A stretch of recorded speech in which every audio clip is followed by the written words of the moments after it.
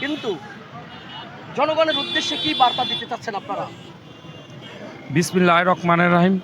তিনবারের প্রধানমন্ত্রী দেশ নেত্রী বেগম খালেদা জিয়া শুধু বিএনপির তিনি অভিভাবক না, তিনি বাংলাদেশের শ্রমিক, কৃষক এবং আম জনতা সবারই অভিভাবক। এবং তিনি এত জনপ্রিয় একজন নেত্রী যে তার মতন নেত্রী বারবার এই পৃথিবীতে আসবে না, তার মতন নেত্রী এই পৃথিবীতে বারবার আসবে না। এবং তিনি আপসী নেত্রী, যেই নেত্রী নাকি তার নিজের সন্তানের জীবনের পরোয়া করে নাই, দলকে এবং বাংলার জনগণকে আগে ভালোবাসছে।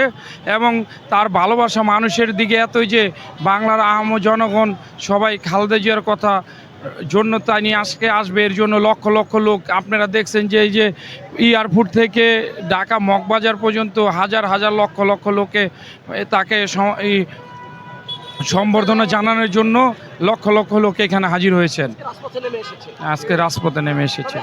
দক্ষিণ কেরানীগঞ্জ থানা বা সুবর্তা যে দক্ষিণ কেরানীগঞ্জ থানাকে নিয়ে আপনার আসলে শ্রমিক দলের পক্ষ থেকে আপনার বলার কি?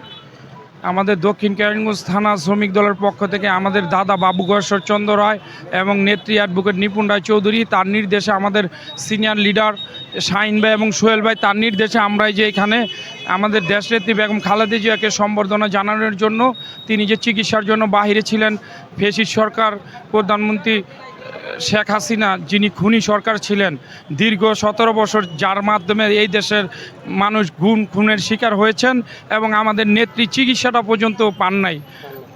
আমাদের নেত্রী সুচিকিৎসার জন্য বাইরে থেকে যেই ডক্টর ইউনূস এবং বাইরের সরকার যেভাবে তাকে চার্টার বিমান দিয়ে বাইরের চিকিৎসার সুযোগ করে দিয়েছেন, বাংলার জনগণ কখনো এই ঋণ ভুলবে না।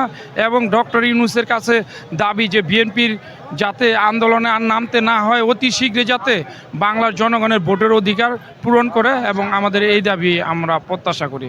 ধন্যবাদ।